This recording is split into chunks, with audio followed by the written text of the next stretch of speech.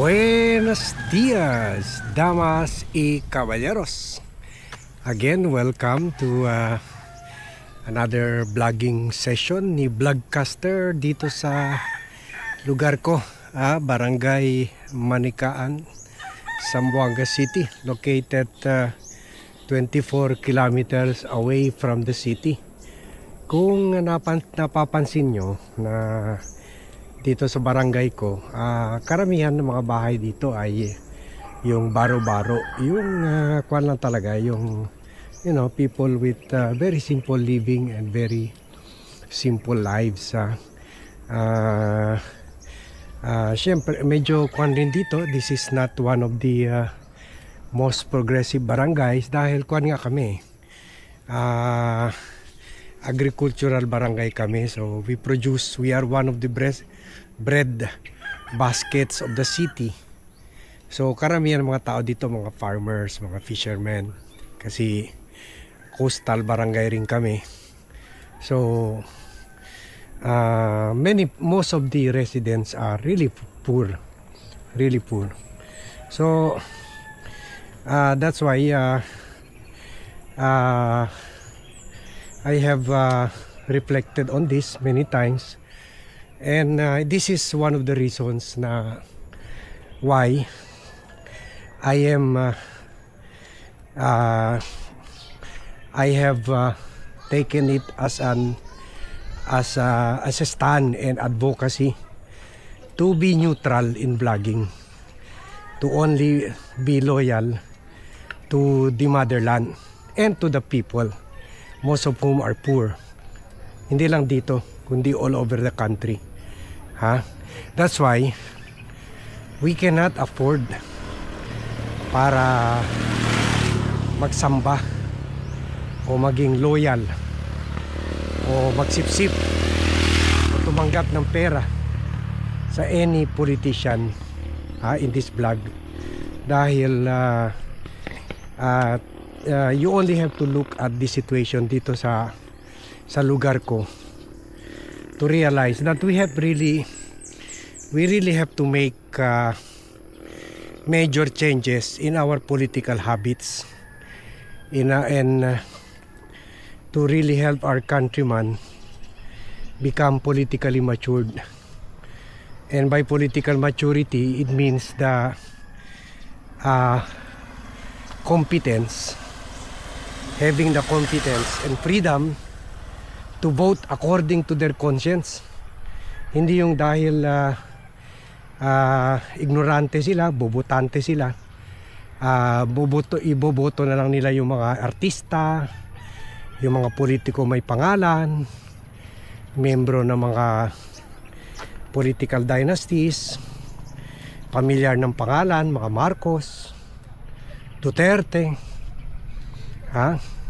Villar, including mga Tulfo, Estrada. So kung nasusuka na kayo at galit na kayo sa nangyayari sa Senado ngayon, think about this. Tayo, hindi ako bumoto sa mga yan, pero yung majority ang naglagay sa pwesto yung mga palpak, morning, yung mga palpak at corrupt na mga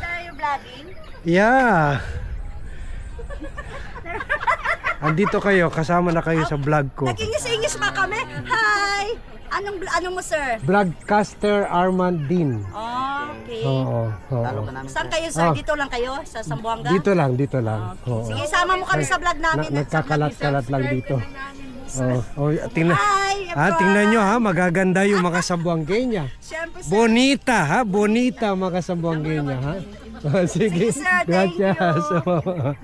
Ayan, tingnan nyo yung mga kwan dito, yung mga tao dito, mababait. So yan,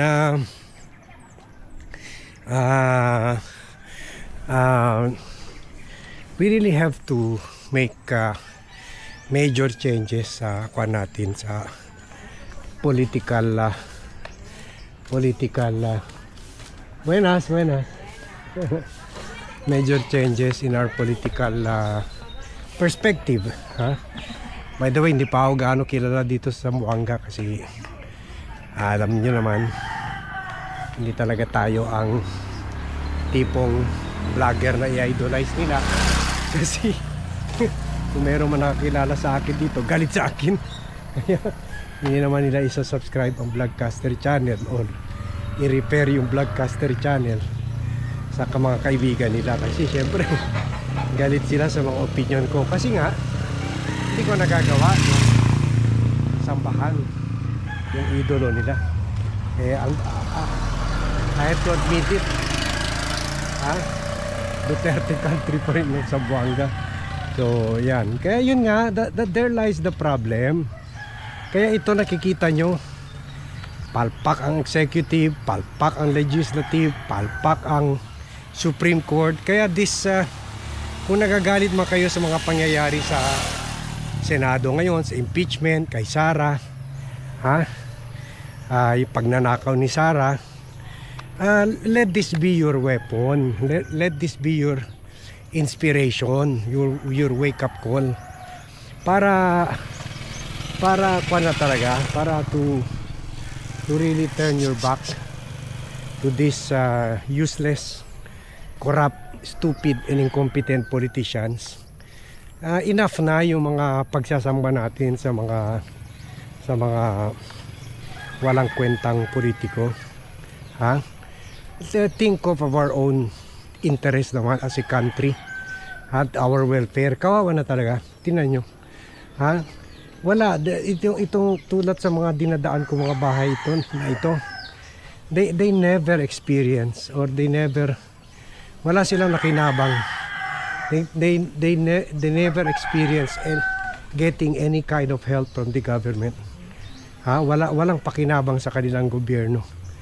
In fact, buhay na buhay pa nga yung insurgency problem dito dahil yun nga, wala silang nakikitang benepisyo sa gobyerno. Wala, nothing. Kaya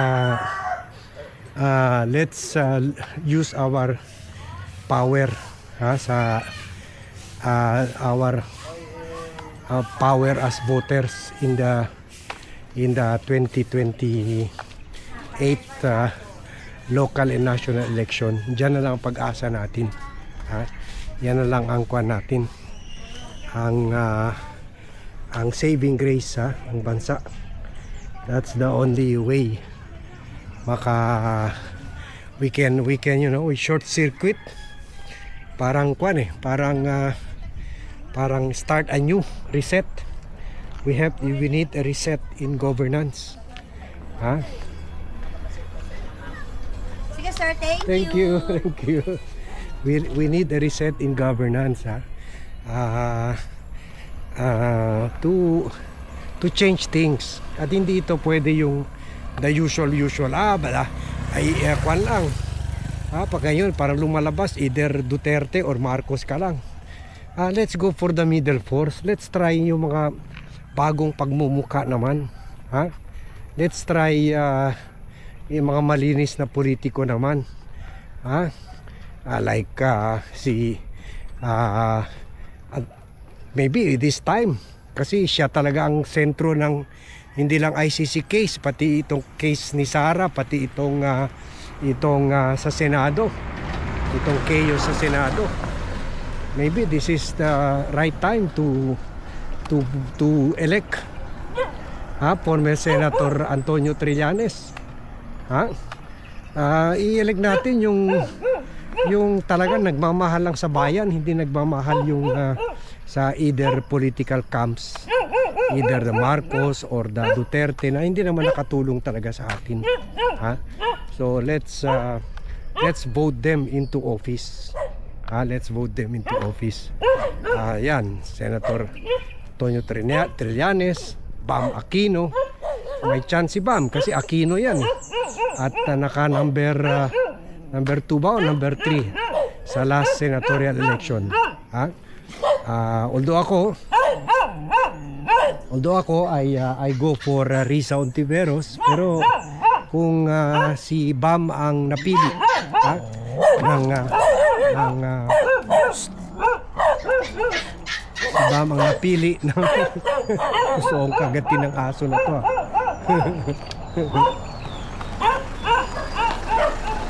Kung si Bam ang napili ng mga third force, let's go for Bam. Bam or Risa or even Laila de Lima. Lumalabas na sila lahat.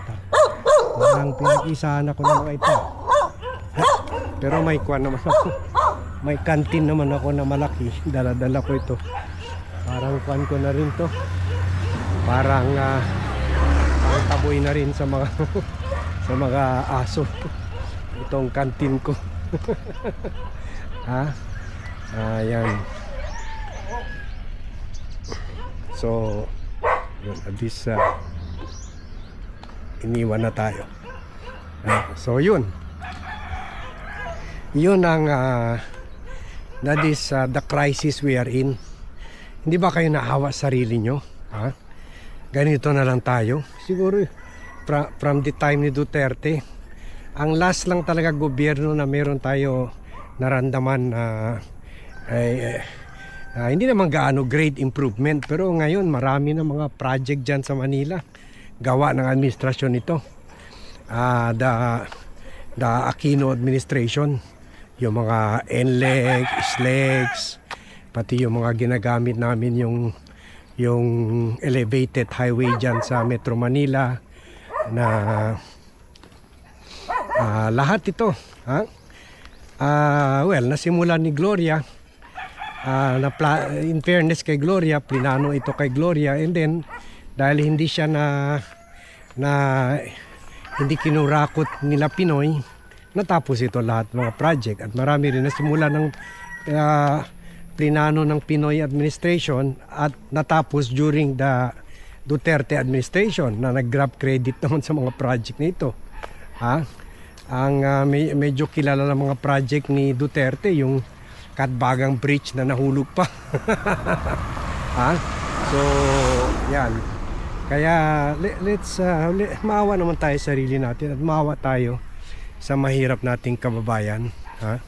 Let's be wise and let's think of ourselves and the future of our children in this 2028 election. As for our present our present crop of politicians, pati ako, wala na akong pag-asa dyan. They are beyond redemption. Pero come 2028, palitan natin halos lahat yan. Lalo na yung mga re-electionists. Bagong muka, sila Chel Diokno, ibalik natin si Leila de Lima, and many others. Okay? So, join me as we approach the 2028 election. Ibibida natin ang mga yan. Okay? So, nandito muna tayo. Thank you very much everyone for watching. Thank you very much for joining me in this vlog. Good morning to all and see you in my next vlog.